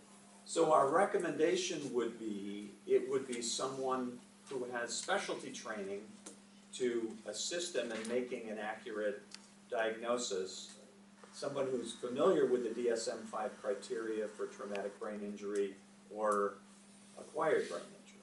So certainly a neuropsychologist is going to be on the list, a physiatrist is going to be on the list, a neurologist is going to be on the list. A psychiatrist is going to be on the list. We're not going to look fondly on people going to the local doc-in-a-box and getting the form filled out as if it were a camp physical. That's not what we're talking about. Okay? Yes. The process sounds good, what it sounds like you just said is this is only so far for people who would be new to service. Is there any similar process that would be considered for people currently on the TBI? Absolutely. Yes. Yeah, it's gonna be for people who are on too, we just haven't worked out, as Adam so astutely presents, timelines and what Yes, happens to right. services in the Right. meantime. Yeah, the process applies to both populations, to both Absolutely. Okay. Good question. And we've actually been doing it. Hmm? We've actually been doing it. Well, what the second UAS has been happening pretty routinely in some regions. We know that. Yeah. And the difference between, and the majority of folks, when the second UAS is done, have been made eligible. Right. And we're anticipating anecdotally that just as you found, it's because the second UAS is done after a comprehensive review of record. Or and Wendy makes a point, we don't wanna have a biased assessment. But on the other hand, most of the nurse evaluators have read the eligibility packages for all these people. So they know, the good news is we're still small enough that, and each region is still, sizable enough, that most of those nurse evaluators and lead RDSs know the individuals that they've done an intake with, they've reviewed an initial service plan, and they've looked at their proof of their traumatic brain injury already anyway. So although they're not biased in it, they do have information readily at their disposal, and in most cases, they have excellent memories and they know their caseloads in terms of the people receiving their services in the regions. So they do have that information. I would say another big thing what they identified as well, is to always, not just a nurse assessor and the client, you've gotta have, and it's the more people, the better. You've gotta have family there, your healthcare worker, you've gotta have people that are involved. If you go in there with just a client, you're not gonna get a good picture, Right. because they've all got cognitive issues. Right. Go ahead, Tracy. Oh, okay. So as part of the UAS work group, I think what my recommendation would be, instead of developing a process that long and that could really break down, and given we're moving into managed care, that process, good chance won't be followed for new to service. I would like to take the advice of the people from iPro, and I would like to develop, not me personally, but I would like for us to develop a cognitive add-on to the tool, which when the person's being evaluated, whatever triggers whatever, and that cognitive evaluation is done and will hit all of the pieces it needs to hit, so then they're evaluated accurately up front versus not now, now we have to go find someone else who's not gonna get paid to do the next one, who then you have to wait 2 months to go see, if you can, I mean, I understand and I appreciate this, because it's a step in the right direction, but again, you know, mental health population, they got a cognitive add-on because it was needed, and what iPro has presented today is their review shows, supports the need for an add-on. So I would like to know if that is something that the department is moving forward with. I understand there's time constraints because of the waivers and approval and all that, but. Actually, our constraints have nothing to do with that. Okay. Our constraints are entirely that we're waiting for the results of the inter-I assessment of cognitive impairment as part of their community health assessment. Right. Cognitive impairment is in there. There's a module in there that currently is designed and has been validated to assess cognition. So we're using a validated tool. We know, because we participated in the process, so did the Vianney's folks and some others, that Inter-I is looking at that tool, and we're prepared to make whatever changes they recommend. So if they recommend that we trash it and use a different one, then we will. If they recommend we add 3 questions, then we will. If they recommend we change the wording to some of the questions, then we will. But we're relying on the experts with the validated tool that the state of New York has purchased for that issue. Right, but I wanna. The problem we would have, should we decide to design, construct, and implement our own cognitive impairment module, is we'd have to do all of the validation work that Inter-I is doing now. So we're relying on the folks at the University of Michigan to get that right. Right, and I understand that, but I think we're talking about 2 different things, and we've had conversations with the people in Inter-I, and we understand that their tool is their tool, and there may be some changes that they can tweak in there, but we also understand that there's a concern, I won't speak for them, but from many other states regarding specific TBI population. The tool has never been validated for the TBI population, it's been validated for the larger population. So, I mean, we've had this discussion before, and I understand that we're waiting to see, but, I mean, to implement this tool, that may be a Band-Aid fix if you know, we have to start using it for now, but the bigger recommendation is the cognitive add-on. And do we know when Inter-I Isn't our goal is? to make as many people eligible as possibly can? I mean. The goal is to appropriately accurately evaluate people. I mean, that's the goal. To make as many people as need the service have access to the service. Right, and that process could do that. I guess my question is, I mean, this was, an add-on was made, it was shown that it was needed for a different population in New York State, and that was done. Why aren't we doing that with this population? My understanding is in that instance, we just purchased the behavioral health module from Inter-I Okay, and added it. they don't have a cognitive. Yeah, they don't, but they're in their. They do. We believe they're working on one, Yeah. so Yeah, that's they've what we're talked waiting about on. making one with Yeah, me right, and on so- those calls, but and honestly, it's down the road, and they asked the members of that committee to give suggestions for the questions. I mean, I personally said I'm not a neuropsychologist, there's experts out there, I don't know who they've asked for it, and I would say they need to ask the experts in brain injury and cognitive issues. We understand And that that's what I they're assume doing they're doing that. Yeah. And when I touch base with them, they say they're still working on it, Our understanding is they're not developing the add-on, the cognitive piece. They are going to come back with a report that lists all the questions, that says, this is what's missing. We've had this discussion too with them. So my our understandings are different. Yeah, I thought those questions would become like a supplement, like we have the functional It's supplemental not our health. understanding. Okay, well, we haven't gotten clarification from them, but if they come out with the questions, there's no reason we couldn't add them as a supplement. Right. Right, there's no reason we couldn't add them, especially if they're coming from them. That's pretty much what we talked about on the call. So why wouldn't we do that? Or we Can I are just- We're waiting on it. Can I just get a clarification, I guess, I think it's good, I like the fact that you're giving an opportunity for an outside assessment to look at the tool to see.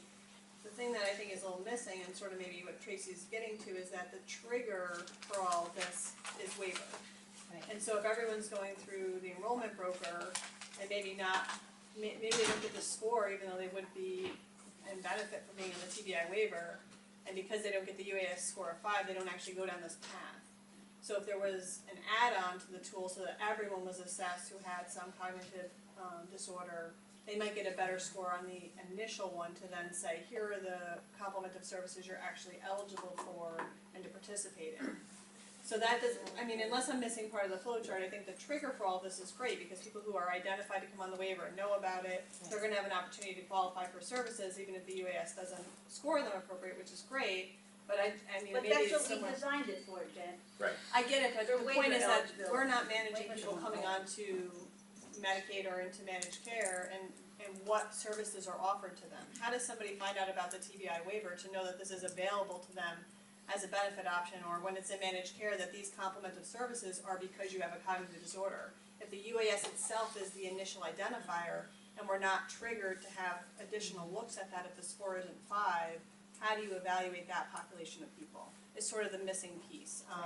I get it for the waiver, I think that's great, but I think we're sort of missing the, how do people get into and know about the waiver and then know that they're eligible? Because if they don't have a UAS score of 5, are they being offered that as an option and then being put to the side, not necessarily identified as having? And when the waiver's gone, I mean, We're not dealing with when the waiver's gone, okay? That's I'm dealing with another question. the immediate need that we've had a tool that's been out there for several years that we don't feel comfortable using, and we're trying to find a way where we're going to meet the level of care issue and to try to make sure that the people we're so concerned about, who we have indicated we're somehow losing in the cracks, to find a way to get them to have access to services. And it's to our advantage to do that as quickly as possible so that we get them onto the waiver before the transition happens. Because I think that's our other concern. We have to figure out how, as we're moving forward, we're gonna provide assurances to people that they're gonna continue to be able to get the guarantees that we're giving them as part of the waiver transition. So my focus is not to fix the managed care world. My goal is to figure out how we were gonna deal with the immediate problem of what we've identified as problems associated with the implementation of the UAS, and how we get people eligible for the waiver so that then I may actually dispose of the OIG audit, which cites us for failure to appropriately assess people, so that then we can get to the next step of moving to managed care, which now we have extra time to get to that point. So I'm working in the world of baby steps. So I think what's important is what Adam's talking about. So say tomorrow the waiver renewal's approved, say the UAS is in it. Okay, that's the world in which we live. And this process is used until we're able to see what NRI suggests. Okay, so then that goes through, if Joe comes up and he needs to have his UAS and he doesn't score, he doesn't score nursing home level of care, and it expires in 2 weeks and he can't get in. So I think that's the piece that maybe we wanna look at more with this to make sure, because if he's 24-hour care, providers at risk, they can't continue. Those are all procedural issues that can be in scope of how we're gonna change the UAS. Those are, as far as I'm concerned, are things that between the RDCs and the provider community that's sitting at the table, we can come up with a resolution to that. Those are procedural issues that we need to decide what's the best way to approach it. Let the providers know, let the participants know, and let the regions know, and we'll move forward. And OMIG. And whatever procedural changes we make, we then notify OMIG, and then they in turn implement what we say are the procedural changes. Anne Marie, Thank you. I'm wondering, when the University of Michigan was designing this, was the TBI population cognitive ever initially on the onset a part of their grand authorship of this tool? And as an additional question, or I guess that I'm glad that Jen was bringing up, that should the UAS become, I mean, right now I'm glad it's not an official qualifier for my waiver services, because those are crucial to my daily, weekly stability of life with carrying out all the different things that you were pointing out there. And I'm right in there. Those are all things that 90% of those things are what I struggle with every day.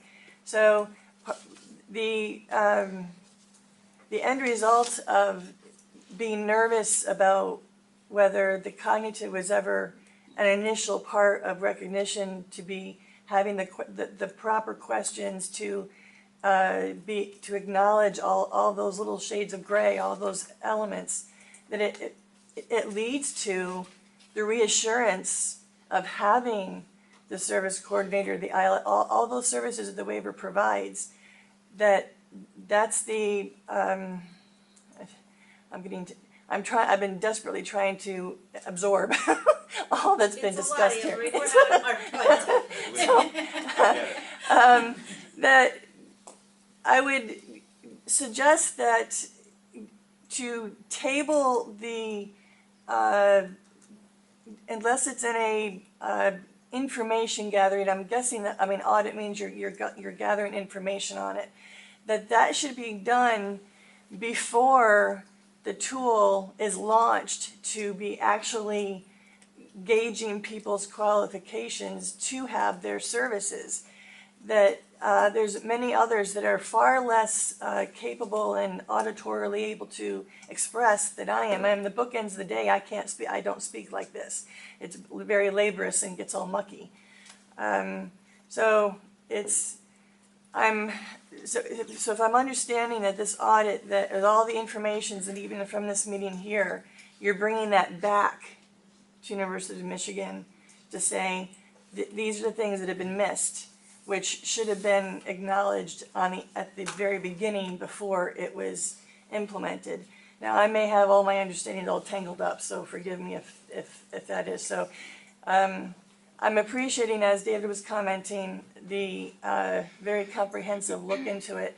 There's also the question of just how far wide-reaching was the canvas of people that were being used as the not the guinea pigs, that's not the right word for it. The sample. The sample, okay. The sample at the beginning, yeah. So yeah. It was a statistically significant sample of the population of people who had a UAS and didn't score 5. Because I had, with all 3 of mine, I didn't, which is where this is news to me about what these other parts of the graphs that David was about to, and so later on I'll look on the email or the website to look at it, and my team members will look at it as well, because I certainly trying to comprehend all that, even if I am fully awake and clear-headed, that's still it's a lot to it's a lot, yes. So and I think that's my issue with seeing this, is it's very complicated. So if you are someone who has a brain injury and maybe you don't have family members who are helping you, and you take the UAS and you get a bad score, it's so many steps, you're just gonna give up. But it's every person that's at the point that they have a service coordinator. Right. So that service coordinator, we would need to make sure that service coordinator is an advocate for this process. No, well, frankly, doesn't need to be an advocate, just needs to know how the process works and how to secure getting the assessments or finding the doctor. It's no different than what we currently experience right now when there's a question about whether somebody has proof of a traumatic brain injury, and we've had to go out and secure updated neuropsychological. So I agree with Tracy, because this is an interesting approach to the problem, but the problem is that the UAS doesn't do this in the first place. So that's the part that really needs to be fixed. And I mean, if you're going so far as to have a neuropsych or a physiatrist or whoever do that, I mean, some people have that in their records already. Why not just say, if you could provide a neuropsych evaluation to the first assessor?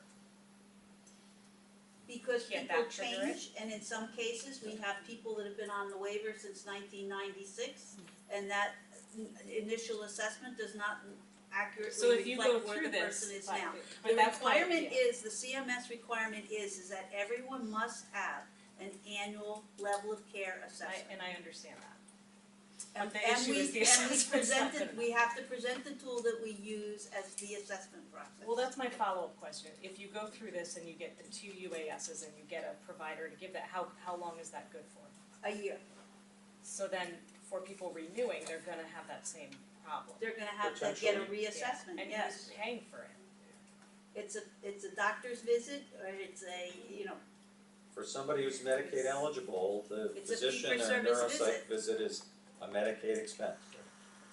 And at the beginning of the chart, the individual is Medicaid eligible. Neuropsych evals are not the easiest things to get. I mean, this very much mirrors the behavioral health assessment, but again, I think the one thing that I'm just highlighting is that the trigger on the behavioral health is you have the diagnosis, so you're getting the assessment, and that triggers that review and the ability for the clinician to write a statement as to why they don't agree with the level of care determination. But I'm still sort of missing that on this piece because it's so waiver oriented, and I think it's great, it'll capture that population that we know about. Right. I think, you know, if you look at it statically like today, that's great, but what happens for the new people that we want to still bring on? I just don't see Well, that and piece, and quite I think frankly, that's we're sort of hoping the. that the second UAS resolves the problem, Jen, Right. we're being optimistic about But I that. guess my point is, how does somebody get triggered for a second UAS? They Because failed the first one. But my question is How did we everybody get in in this managed system? care gonna have a second UAS done? I Right. love Trish, I love Deb, I can't dictate to them how their programs work. Right, but that's my point, is that there's people with And brain that, injuries and I would who aren't say gonna that get going captured. forward, that's what additionally the work group's gonna focus on. Yes. Big changes for that. Maybe it's worthwhile to just, sort of think about it as we go forward to managed care in 2019, whatever happens. Just like, even if the UAS doesn't happen, what are maybe just put it in the back, I know this is baby steps, but think about how would we make sure that someone is aware to get to this point and aware of the waiver program as a minute, so maybe it's a procedure we need to put in And place. that's something we can work with Maximus as the general population walks through the front door, which we've talked about. The other thing of it is we may do this for a year and find out it doesn't work. I mean, Yes. it wouldn't be the first time we tried something that didn't work. We think this is a good idea. I'm glad to hear that there are others in the room who think this is a good idea. That doesn't mean it's guaranteed to solve all the issues we think it will. John reminds me that we have some timeliness issues that we need to be concerned with. So we're going to be engaging this process quickly. So we're anticipating that this new process will be available relatively soon. Notice I'm not using specific dates. That's because we're not in a position to promise specific dates. But we understand that there's an urgency in getting this done. So we're gonna be pushing the envelope in terms of timing to look at the training, educate those that need to be educated about the new process, complete the development of the form that a clinician would need to complete if step 3 of the process needs to occur, and get that out into the field so that people can start using it as quickly as possible. Keeping in mind that there's been no discussion with the RDCs on any of this either, so, Yeah. You're the first you're the people first that people have to heard hear this. this. So, so if you're gonna go to them and ask them questions about how it's gonna work, you know as much as they know, and the ones that didn't participate in the call don't know about it at all. I have an implementation question. So, as the Alliance, we have discussions with a lot of different groups, including discussions at the federal level. So we understand that the waiver renewal is coming up, the extension date is coming up, and that the goal is to have the waiver approved prior to the extension expiring, which is very soon. Again, no dates, we don't know what's gonna happen, June 8th. Okay, so scenario is waiver renewals approved, UAS is in it, effective as soon as June 8th. I believe that we've got, something like 90 days in there, something like that. So my question is, going back to, we were talking about 3,000 people on the waiver currently have a UAS, so it's 90, so when At the time of their annual assessment, It's they'll the need a new annual assessment. process done. Right. Okay, and that's when it would go into effect as Correct. upon, Absolutely. okay, that's what I was looking for, thank you. Yeah, we're not Thank you. going back and looking at old UASs Great. for people. And what They we need would to be have to do, current. we'd have to work out a cutoff date too, in terms of anybody that's in the queue for eligibility too. We Okay. obviously are not gonna tell people that are on the verge of having a signed service plan that they're, oh, by the way, you gotta go get your UAS. So Okay. that's all yet to be negotiated with CMS. Okay, thank you. Even after this, you fail two UASs, it's still a fair hearing process too. Absolutely. But the Yes. tool of Yes. eligibility. You're always entitled to a fair hearing, no matter what the issue is. What is bond waiver needs? They Just expect service the waiver application That to be you, approved when you within have the your next couple of intake, months, and it your will have intake, the you appear to UAS. be eligible for the waiver, you're given a list of service So you have to coordinators, get your and you select your service coordinator. registered with the UAS. It's not So until the somebody RDC, would be appealing the eligibility. yeah, it's not until the RDC issues the NOD or you actually on the list. Upon approval. And given what we've been able to learn from the ICRO audit, the number of people in that group where that would even be a question is gonna be a very small group of people. And if we can aggressively address the training issue, it should get smaller even then. Right. Okay, we have 5 minutes, so let me just mention what's gonna happen next. So, we have discovered since passage of the budget that we have a little more time for this transition process. One of the questions that's been pending that we've had posed to us on a number of different occasions is, what are the critical differences between service coordination in the waiver and care management that happens through managed care systems? We're gonna try to answer that question. So here's the way we're gonna try to answer that question. We're going to invite 2 panels of individuals to come speak to this group. One panel will be waiver service coordinators, who will talk about their role as waiver service coordinators, the important aspects of that role, and distinctions between that role and other roles in the system.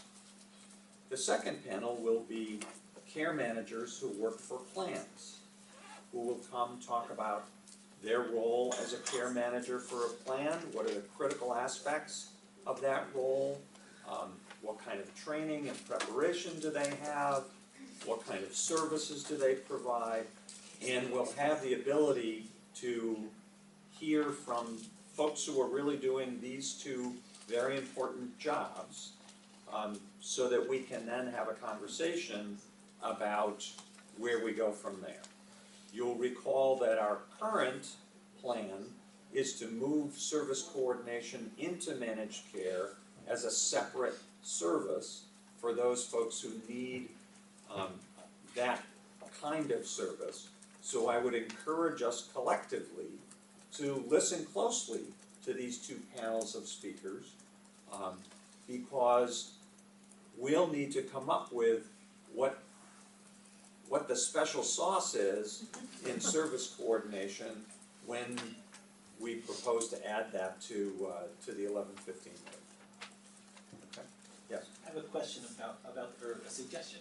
I'll phrase it as a suggestion. I think it would be worthwhile to include input from the CFCO work group on person-centered service planning into this conversation, probably from both sides, from both of those panels. Okay. We'll definitely take that back. Thanks. I just want to point out that person-centered planning is a bigger issue because that's all within our 438 transition. Yeah. It's bigger than a bread box. Yeah. But then in the CFCO world, is there a different interpretation as to what a care manager or a service coordinator would be doing than what we currently have? I think Is that your point? The service coordinator doesn't stand alone in the CFCO spot?